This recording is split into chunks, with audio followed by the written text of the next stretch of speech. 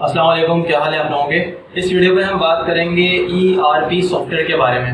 मेरी एक वीडियो थी, उसके नीचे कमेंट आया था, एक हमारी स्टूडेंट है सरिश शायद उनका नाम है, उन्होंने मुझसे ये पूछा कि ERP ह्यूमन कैपिटल के बारे में कुछ बताएं। तो ह्यूमन कैपिटल के बारे में मैंने ऑलरेडी एक वीडियो बना के रखी हुई है, उसका लिंक डिस्क्रिप्शन में दूंगा, आप लोग जाकर देख लीजिएगा। पहले थोड़ा सा आपको बता दूं कि ERP क्या होता है, क्योंकि ERP जो है वो एक नया वर्ड है आजकल के स्टूडेंट्स के लिए, और मेरे लिए भी नया वर्ड था, मैंने नहीं पढ़ा था। अभी जो मुझे कमेंट मिला तो मैंने इसके बारे में पढ़ा। वीडियो में मैं हमेशा ही बात कहता हूँ कि मैं कोई प्रॉपर टीचर नहीं हूँ, मैं कोई प्रोफेशनल टीचर नहीं हूँ। मैं क्या करता हूँ कि जो भी टॉपिक का नाम होता है उसके बारे में जो भी बेसिक इन्फॉर्मेशन होती है वो मैं इस चैनल पर प्रोवाइड करता हूँ, ताकि स्टूडेंट को थोड़ा सा आइडिया हो जाए टॉपिक के बारे में, आगे जाके उसको थोड़ी सी हेल्प मिलती है अगर उसका बेसिक क्लियर होता है। तो इसमें भी मैं आपको थोड़ी सी बेसिक्स बताऊंगा ERP के बारे में कि ERP क्या है और इसका HR में और ऑर्गेनाइजेशन में क्या रोल है। पहले हम बात करते हैं ERP। ERP का मतलब होता है इंटरप्राइज रिसोर्स प्लानिंग।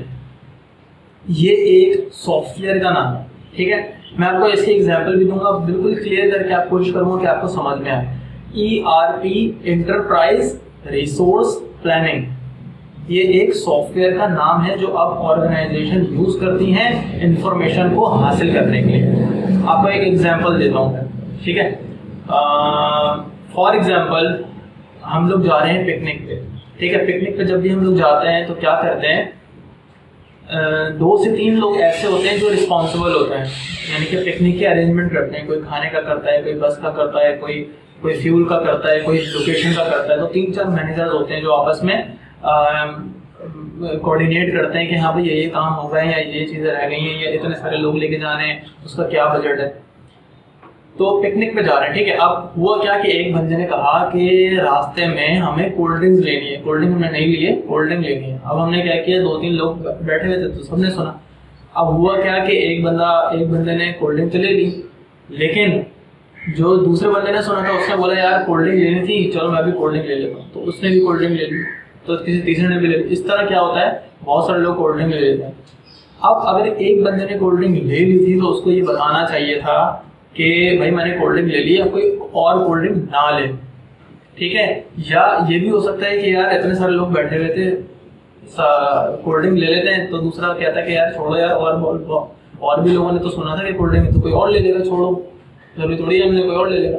इस चक्कर में कोई भी नहीं लेता, या बहुत सारे लोग सारे ले लेते हैं। ये एरर क्यों होता है, उसकी वजह यह है कि हाँ लोगों में आपस में कोऑर्डिनेशन नहीं होती, इंफॉर्मेशन नहीं होती, ये नहीं पता होता कि किसने कौन सा काम कर लिया या नहीं किया है तो दूसरा कर ले, और अगर कर लिया है तो दूसरा ना करे, ठीक है। इंफॉर्मेशन का यहाँ पर थोड़ा सा इशू है। इसी तरीके से फिर हम लोग क्या करते हैं, अब हमने व्हाट्सएप का यूज किया है, ठीक है। ये मैं आपको एग्जाम्पल दे रहा हूँ छोटी सी, ताकि समझ में आए। अब हम व्हाट्सएप पे क्या करते हैं कि व्हाट्सएप पे अगर कोई प्लान बन रहा है तो हम लोग क्या करते हैं, ग्रुप बनाते हैं। एक ग्रुप बनाने के बाद हम लोग क्या करते हैं कि भाई इंफॉर्मेशन देते हैं सबको कि भैया इस डेट को हमारा ये प्रोग्रामिंग है, ये प्रोजेक्ट है, तो ये रिस्पॉन्सिबिलिटी सबकी है। तो अगर जो भी कोई बंदा काम कर लेता है तो वो उस ग्रुप पे आके मैसेज कर दे कि भाई मैंने ये काम कर दिया है, या नहीं किया या नहीं हो रहा, तो कोई दूसरा कर लेगा। ग्रुप में क्या होता है कि इंफॉर्मेशन फौरन ही पहुंच जाती है सबके पास, किसी को बार बार फोन करने की जरूरत नहीं पड़ती। जैसे मैंने आपको पिकनिक की मिसाल दी, अगर वो उसने कोल्ड ड्रिंक ले ली है, वो कोल्ड ड्रिंक लेके चल रहा है, वो उस वक्त फोन करके थोड़ी बताएगा मैंने कोल्ड ड्रिंक ले ली है, वो तो जब पहुंचेगा तो बताएगा, या उसके साथ कोई और होगा। तो इसमें इश्यूज होते हैं बहुत सारे। लेकिन जब हम व्हाट्सएप ग्रुप का इस्तेमाल करते हैं तो वो इन्फॉर्मेशन क्या होती है, क्विक होती है, एक ही दफा वो मैसेज करता है तो सब तक पहुंच जाती है। अब सबको ये पता होना चाहिए कि भाई ये ग्रुप बना हुआ है, जो भी इन्फॉर्मेशन आएगी यहाँ आएगी, यहाँ से आपने पढ़नी है, उसके बाद आगे के काम करना है। ये तो एक एग्जाम्पल हो गई। अब व्हाट्सएप का जो ग्रुप है वो ऑर्गेनाइजेशन भी इसका इस्तेमाल करती है, ऐसा नहीं है। लेकिन हम क्या बात कर रहे हैं, ERP सॉफ्टवेयर के बारे में। ERP सॉफ्टवेयर भी यही काम करता है कि ऑर्गेनाइजेशन में जितनी भी एक्टिविटीज होती हैं रिगार्डिंग डिपार्टमेंट्स या किसी भी तरह की कोई information, manufacturing process, supply chain management, finance department, logistic department, procurement department, HR department, इन सब के अंदर क्या क्या चीज़ें हो रही हैं, क्या क्या चीज़ें रिक्वायर्ड हैं, क्या क्या चीज़ें हो चुकी हैं, क्या क्या चीज़ें गलत हुई हैं, इन सब का जो डाटा है वो एकदम सब तक नहीं पहुंच सकता। इसीलिए अब ऑर्गेनाइजेशन ERP सॉफ्टवेयर का यूज़ करती हैं, और वो सॉफ्टवेयर कोई एक तरह का नहीं होता, सब अपनी अपनी हिसाब से वो सॉफ्टवेयर को बना सकते हैं। मकसद क्या होता है? इंफॉर्मेशन हासिल करना, डाटा हासिल करना। फॉर एग्जांपल यहाँ पर जो सहरिश ने बात की कि ह्यूमन कैपिटल के बारे में, ईआरपी ह्यूमन कैपिटल क्या होती है, ह्यूमन कैपिटल के बारे में मैंने एक वीडियो बना कर रखी है, वो आप देख लीजिएगा, उस पर भी थोड़ा सा बात कर लेते हैं। ह्यूमन कैपिटल कहते हैं एचआर डिपार्टमेंट जब हायरिंग करता है या रिक्रूटमेंट करता है, ऑर्गेनाइजेशन में लोग लेकर आता है, तो पहले आपने सुना होगा ह्यूमन रिसोर्सेज मैनेजमेंट।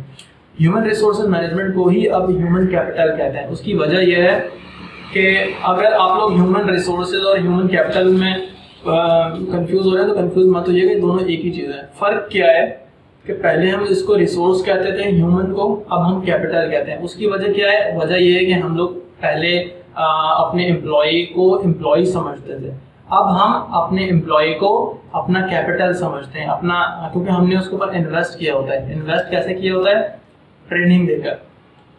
जिस तरीके से माँ बाप अपने बच्चों को पालते हैं, इसी तरीके से एचआर भी ऑर्गेनाइजेशन में अपने एम्प्लॉय को की वेलबींग करता है, उनकी केयर करता है, उनको पढ़ाता है, उनको सिखाता है, उनको ट्रेन करता है। ऐसा ट्रेन करता है कि हमारी ऑर्गेनाइजेशन में जो भी नई टेक्नोलॉजी आती है, सबसे पहले हम उनको ट्रेन करते हैं कि आप ये टेक्नोलॉजी को सीखें, पढ़ें और ट्रेन होकर हमारी ऑर्गेनाइजेशन को फ़ायदा दें। इसीलिए हम उन एम्प्लॉय को एज अ रिसोर्स के बाद हम कैपिटल कहते हैं कि हमारा सरमाया है, ये हमारे एसेट है, क्योंकि इन्हीं की वजह से हमारी ऑर्गेनाइजेशन चलती है और इन्हीं से हम प्रॉफिट कमाते हैं। पहली ऑर्गेनाइजेशन में हम एम्प्लॉय को इतनी ज़्यादा वैल्यू नहीं देते थे, लेकिन हम आहिस्ता आहिस्ता ऑर्गेनाइजेशन में ये चीज़ और एचआर में ये चीज़ आ गई है कि अब एम्प्लॉय को कैपिटल समझते हैं। अनफॉर्चुनेटली पाकिस्तान में ऐसा नहीं होता कि एचआर के तो अगर फोन आता है तो एम्प्लॉय फ़ौरन डर जाता है, ठीक है। लेकिन जो बाहर के ममालिक हैं वहाँ पर एचआर का जो रोल है वो बहुत ज़्यादा ज़बरदस्त है और वो अपने एम्प्लॉय को अपने बच्चों की तरह रखते हैं, उनकी केयर करते हैं। तो बात हो रही है ईआरपी सॉफ्टवेयर की कि ईआरपी सॉफ्टवेयर के मैं आपको रियल एग्जांपल ये देता हूँ कि ऑर्गेनाइजेशन में अगर फाइनेंस डिपार्टमेंट में कोई हायरिंग आई है या कोई भी एक्टिविटी हुई है तो ईआरपी सॉफ्टवेयर के अंदर वो डाटा पुट होता है कि भाई हाँ भाई फाइनेंस डिपार्टमेंट में ये इश्यूज हैं या ये चीज़ों की ज़रूरत है या ये चेंजेस आई हैं, तो वो क्या करते हैं अपने सॉफ्टवेयर के अंदर पुट कर देते हैं डेटा, ताकि उनके डिपार्टमेंट के अंदर जो भी बंदा है उसको ही पता हो कि हाँ भाई क्या क्या चल रहा है डिपार्टमेंट के अंदर, ये जो भी रिपोर्ट्स हैं वहाँ से पता चल जाती हैं। अगर एचआर की कोई एक्टिविटीज चल रही है तो एचआर भी उस सॉफ्टवेयर के अंदर अपना डेटा पुट करता है ताकि हर बंदे को उस सॉफ्टवेयर से उस डिपार्टमेंट का डेटा मिलता रहे।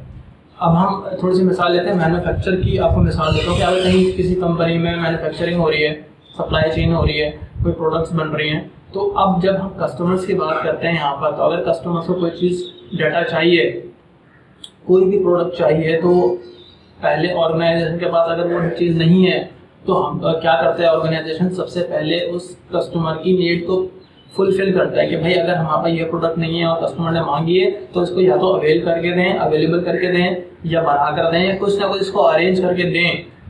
लेकिन ये तब होगा जब पता चलेगा फ़ौरन कि हाँ भाई ये चीज़ सही है। फॉर एग्जाम्पल अगर आप किसी दुकान पर गए, आपने किसी से कोई चीज़ मांगी है, अब कभी ऐसा भी होता है कि किसी दुकान में एक बंदा नहीं 2-3 लोग होते हैं, लेकिन किसी एक बंदे को पता होता है कि हाँ भाई ये चीज़ है, एक बंदे को पता होता है कि यार ये चीज़ नहीं है, एक बंदे को पता होता है कि है मगर रखी किधर है।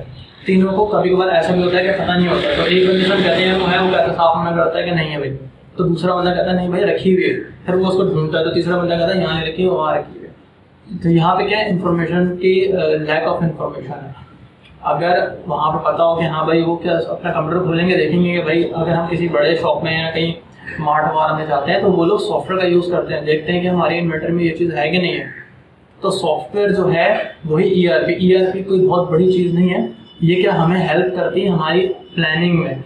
ईआरपी एंटरप्राइज रिसोर्स प्लानिंग, यानी कि अगर हमने कल क्या करना है, आज क्या करना है, कल किन किन चीज़ों की जरूरत पड़ सकती है, कि हमारा ईआरपी सॉफ्टवेयर हमें बताता है।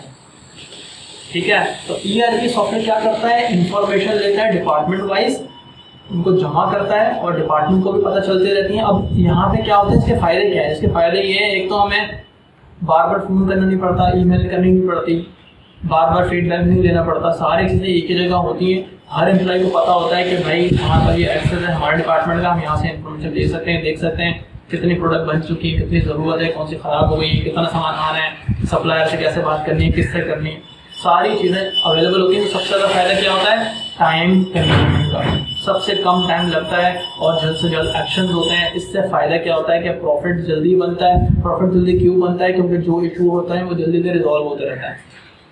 HR में भी यही होता है, कोई वैकेंसी आती है तो फ़ौरन HR को पता चल जाता है कि भाई इस डिपार्टमेंट में एक बंदा चला गया है या हमने निकाल दिया है या कोई और मसला होगा, उसको फुलफिल करना है, फ़ौरन ही वो दूसरा बंदा हायर करके रखते हैं।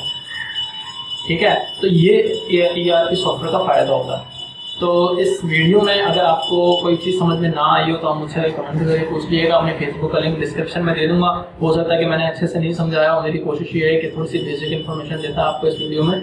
और जो सहरिश हैं उनके कोई एग्ज़ाम वगैरह था, इस वजह से मैं ये जल्दी में वीडियो बना रहा हूँ, तो मैंने इसके बारे में ज़्यादा तो नहीं पढ़ा, लेकिन जो बेसिक कॉन्सेप्ट था वो मैंने इस वीडियो में बताया। इस वीडियो में बता देते हैं। Thank you for watching.